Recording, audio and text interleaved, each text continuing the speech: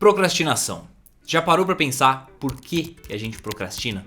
O que te leva a deixar as coisas para depois? Coisas importantes que você sabe que precisa fazer, mas você insiste em procrastiná-las. Esse é o assunto do vídeo de hoje. Então, editor, roda a vinheta e bora pro vídeo.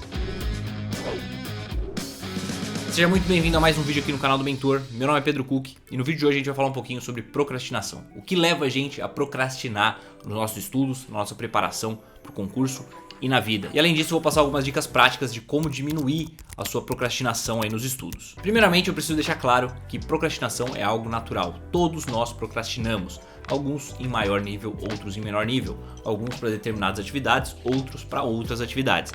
Mas ela sempre vai existir, tá? Não tem como eliminar 100% a procrastinação na sua vida, é praticamente impossível. Existem estudos que dizem que procrastinação é algo intrínseco do ser humano, é algo que vem sendo desenvolvido ao longo de gerações e gerações desde os tempos pré-históricos e algo que nos mantinha vivo.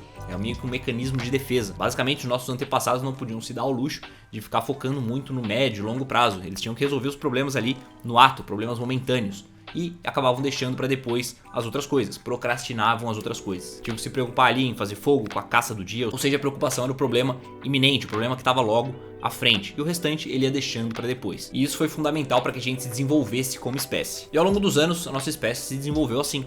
Nós focamos principalmente nos problemas momentâneos, aquilo que está logo à nossa frente, nossa recompensa mais próxima. E aquilo que gera recompensas mais a médio e longo prazo, nós tendemos a não enxergar tanto valor, nós tendemos a procrastinar, a deixar para depois, como é o caso do concurso público. Você estuda por meses e meses, às vezes anos, para colher um resultado lá na frente depois da aprovação. Então, seja num período pré-histórico em que o Homo sapiens precisava se preocupar com a caça do dia e procrastinava qualquer outra coisa que não fosse aquilo, ou no seu estudo para concurso público, que você precisa estudar por um longo período para colher o resultado lá na frente, a procrastinação ela vem à tona. Não tem como eliminar 100%. Mas existem sim técnicas para reduzir esse grau de procrastinação. E eu vou falar um pouquinho sobre elas um pouco mais adiante. Bom, mas antes eu quero falar um pouquinho a respeito da teoria da motivação temporal e por que ela está diretamente relacionada à nossa procrastinação. Tá?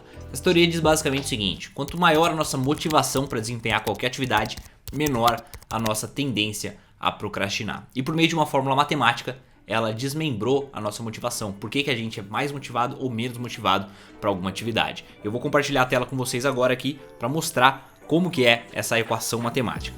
Ela diz basicamente o seguinte: a nossa motivação para qualquer atividade, ela é diretamente relacionada à nossa autoconfiança multiplicada pelo valor que a gente enxerga nessa atividade. Então, quanto mais confiante a gente está para alguma atividade, quanto mais valor a gente enxerga nessa atividade, maior vai ser a nossa motivação.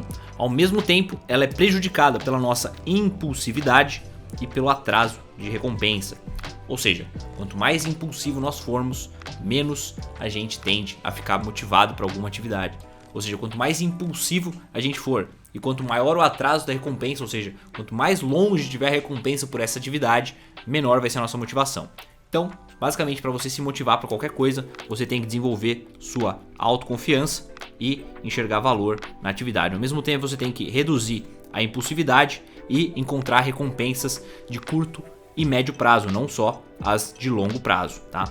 Então, basicamente, essa é a equação matemática para motivação. Então, se você não tem motivação nenhuma para estudar, se você é uma pessoa muito impulsiva, se você só vê a recompensa do estudo lá na aprovação, se você não enxerga valor no estudo, se você não tem autoconfiança no seu estudo e na sua preparação, tendência é que você tenha muito pouca motivação para estudar e, consequentemente, tenda a procrastinar muito mais o ato do estudo. E aqui eu abro um pequeno parênteses: você não precisa de motivação todos os dias para estudar, você precisa mesmo de disciplina para você desenvolver a constância nos estudos.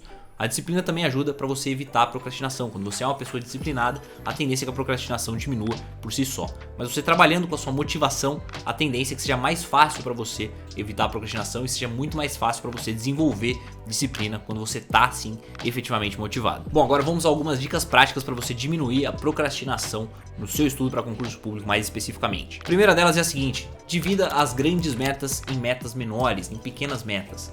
Ou seja, em vez de você estruturar a sua rotina com vou estudar 2 horas de informática, depois vou estudar 3 horas de língua portuguesa, aí no dia seguinte vou estudar 2 horas de matemática, é muito melhor você quebrar esses grandes blocos de estudo, essas grandes atividades que parecem muito longas, muito cansativas, em pequenas atividades, atividades menores, atividades mais simples. É uma forma de enganar o nosso cérebro ali, que é uma atividade mais simples para você iniciar. A tendência é que a gente, quando tem uma atividade muito longa, muito desgastante, e a gente não enxerga muito valor nela, a tendência é que a gente procrastine, a gente vai adiando o início dessa atividade. É diferente quando a gente tem uma atividade pequena, curtinha, que a gente sabe que consegue passar facilmente por ela. Então, ao invés de você colocar na sua rotina, vou estudar 2 horas de informática, por exemplo, é muito melhor você particionar o que você vai fazer nessas 2 horas em pequenas atividades. Vou estudar meia hora do tópico tal, depois vou dar um descanso de 5 minutos, depois mais 30 minutos de questões de outro tópico.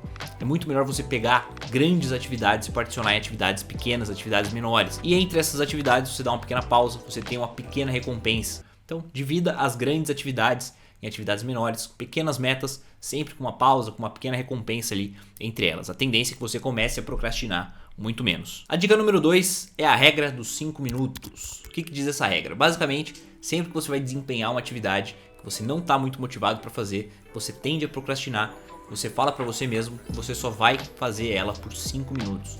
Então vamos supor que você tem ali que estudar 1 hora de determinada matéria. Você está bem cansado, você não está motivado, você está sem ânimo, você quer deixar para depois, você quer procrastinar. Você pega e fala para você mesmo, eu vou fazer isso por 5 minutos só. Depois de 5 minutos, se eu não quiser mais, se eu estiver realmente cansado, eu paro e vou fazer outra coisa. A tendência, na maioria das vezes, é que você persista depois dos 5 minutos. Porque o mais difícil de quebrar a procrastinação é o bloqueio inicial, é o começo da atividade. Esse é o mais difícil ali, é o que mais gera esse bloqueio que faz a gente procrastinar. Dando outro exemplo, você tem que fazer uma bateria de 100 questões de determinada matéria. Você pega e fala pra você mesmo, vou fazer só 5 questões ou vou fazer só durante 5 minutinhos.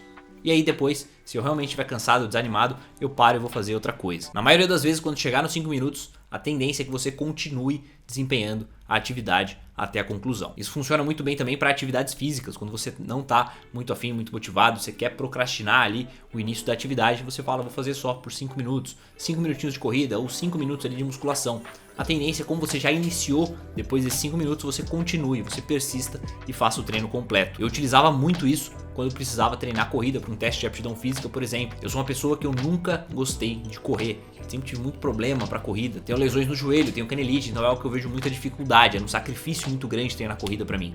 E aí sempre que eu tinha um treino de corrida mais longo ali, ia correr por 1 hora, 10 quilômetros, e eu não tava muito afim, ficava procrastinando. Eu falava pra mim mesmo o seguinte, vou correr só por 5 minutos, 5 minutinhos. Se eu tiver realmente cansado, com dor depois de 5 minutos, eu paro e vou fazer outra coisa. E praticamente todas as vezes que eu fiz isso, quando bateu a marca ali dos 5 minutos, eu continuei o treino e concluí ele por completo. Eu já estava aquecido, já estava desempenhando a atividade, então era mais simples eu continuar. Não tinha por que eu parar ali e fazer outra coisa. Tenha em mente o seguinte, o mais difícil é sempre o início da atividade. É o início que faz a gente procrastinar, é o início que faz a gente ter esse bloqueio inicial. Então toda vez que você estiver pensando em procrastinar, fala o seguinte, eu vou fazer só 5 minutos dessa atividade, eu vou estudar por 5 minutos, eu vou correr por 5 minutos, eu vou treinar por 5 minutos. Se passando 5 minutos eu realmente não tiver afim, tiver com a cabeça em outro lugar, tiver cansado, eu paro e vou fazer outra coisa. Eu garanto que na maioria das vezes você vai continuar a atividade. Você pode até não concluir ela por completo, mas você vai progredir muito mais do que você teria feito se simplesmente tivesse desistido antes de iniciar. E a terceira dica é a regra dos 2 minutos. Ela diz basicamente o seguinte,